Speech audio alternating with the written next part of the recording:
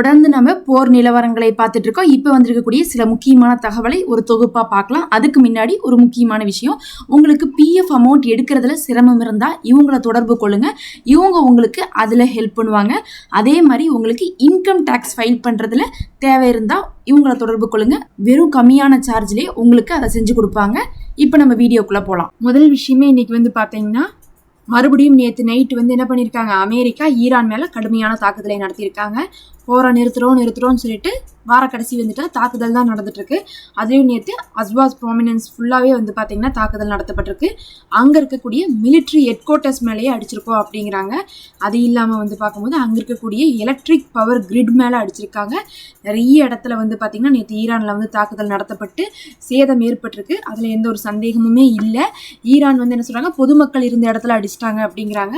ஆனால் அமெரிக்கா வந்து இல்லை அது வந்து பார்த்தீங்கன்னா ஐஆர்ஜிசியுடைய ஹெட் குவார்ட்டர்ஸ் அப்படின்னு சொல்லிட்டு அவங்க கிளைம் பண்ணுறாங்க. நேற்று மட்டுமே 3 ஐஆர்ஜிசி மெம்பர்ஸ் இறந்ததாக ஈரானே அறிவிச்சிட்டாங்க. அப்போ வந்து 3 ஐஆர்ஜிசி மெம்பரே இறந்துருக்காங்க அப்படிங்கும்போது கண்டிப்பாக வந்து பெரிய இழப்பு தான். அது இல்லாமல் வந்து பார்க்கும்போது அந்த ப்ராமினன்ஸ் ஃபுல்லாகவே நேற்று கரண்ட் இல்லாமல் வந்திருக்கு. அப்போ அந்த ஏரியாவே அஸ்வாஸ் ப்ராமினன்ஸ் ஃபுல்லாகவே தாக்குதலுக்குள்ளாகி கரண்ட் எல்லாம் போயிருக்கு. இதெல்லாம் இல்லாமல் குஷம் தீவு, அதே மாதிரி வந்து பார்த்தீங்கன்னா அபு மூசா தீவு, அதே மாதிரி ஷிர்கு தீவு போன்ற இடங்கள்ல எல்லாம் அடிச்சிருக்காங்க. இதெல்லாம் வந்து பார்த்தீங்கன்னா ஆர்மோஸுடைய அந்த எல்லையில் இருந்துட்டு இருக்கும், அந்த பார்டர் ஃபுல்லாக இருக்கக்கூடிய தீவுகள், அந்த ஏரியாலாம் வந்து அடிச்சிருக்காங்க. இதெல்லாம் அடிச்சு போட்டு நீ வந்து ஆர்மோஸை வந்து ஃப்ரீயாக விட்டுறணும், இல்லாட்டினா கடுமையான விளைவுகளை நீங்கள் பார்ப்பீங்க, இன்னும் உங்களுக்காக வந்து நிறைய ஏவுகணைகளை தயார் பண்ணி வச்சிருக்கோம்னு சொல்லிட்டு என்ன பண்ணியிருக்காங்க, அமெரிக்கா வந்து ஒரு அனௌன்ஸ்மெண்ட்டையும் வந்து கொடுத்துருக்காங்க.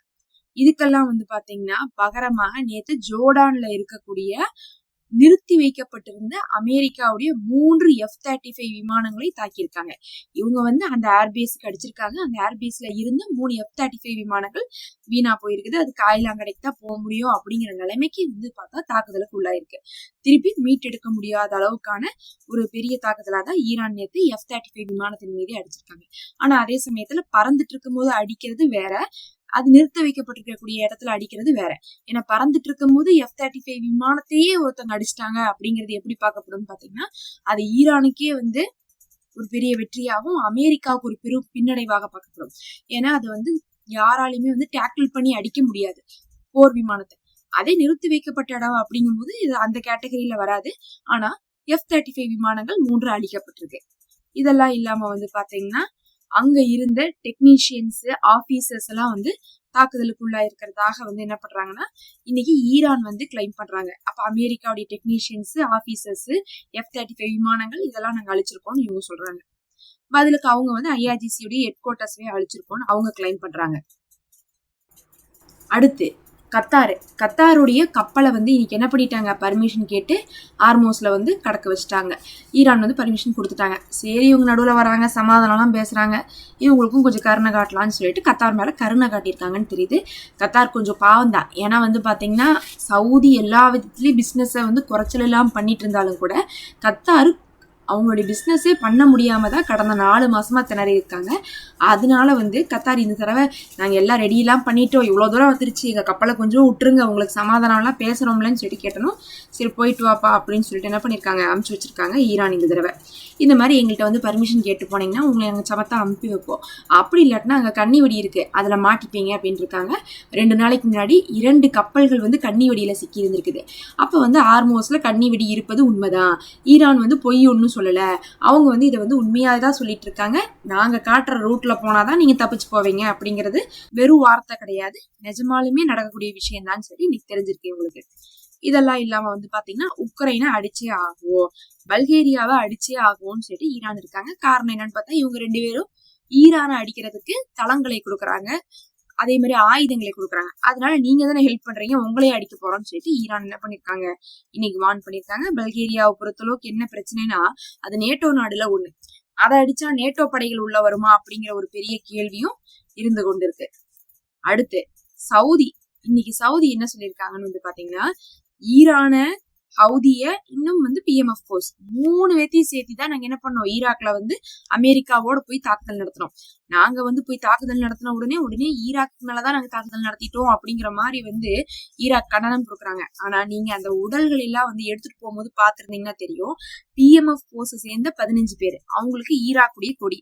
ஒருத்தவங்க வந்து பாத்தீங்கன்னா ஹவுதீஸுடைய கொடி, அதாவது ஏமனுடைய ஹவுதீஸுடைய கொடி போட்டு ஒருத்தவங்க, 4 பேர் பாத்தீங்கன்னா ஈரானுடைய கொடியை போட்டு அடக்கம் பண்ணிருக்காங்க. என்ன அர்த்தம் அப்ப ஈரானுடைய 4 பேரும், அதாவது IRGC உடைய 4 பேரும், ஏமன்ல இருந்து வந்த ஹவுதீஸுடைய ஒருத்தவங்களும், PMF போர்ஸ் 15 பேர் இறந்திருக்காங்கன்னா இவங்க 3 பேர் அந்த இடத்துல இருந்துதான் சவுதி அட்டாக் பண்ணிருக்காங்கன்னு சொல்லிட்டு இன்னைக்கு சவுதி சொல்லிட்டு, நாங்க அடிச்சதுக்கு வருத்தப்படவே இல்லை, நாங்க இதை பின்வாங்கவே மாட்டோம், மறுபடியும் அடிப்போம், ஈராக் பாத்துக்கோங்க, உங்க நாட்டுல இருந்து எங்க மேல தாக்குதல் வந்தா நாங்க கண்டிப்பா அடிப்போம். இதுக்கு வந்து பாத்தீங்கன்னா ஈரானும் உள்ளு, ஹவுதீஸும் உள்ளு.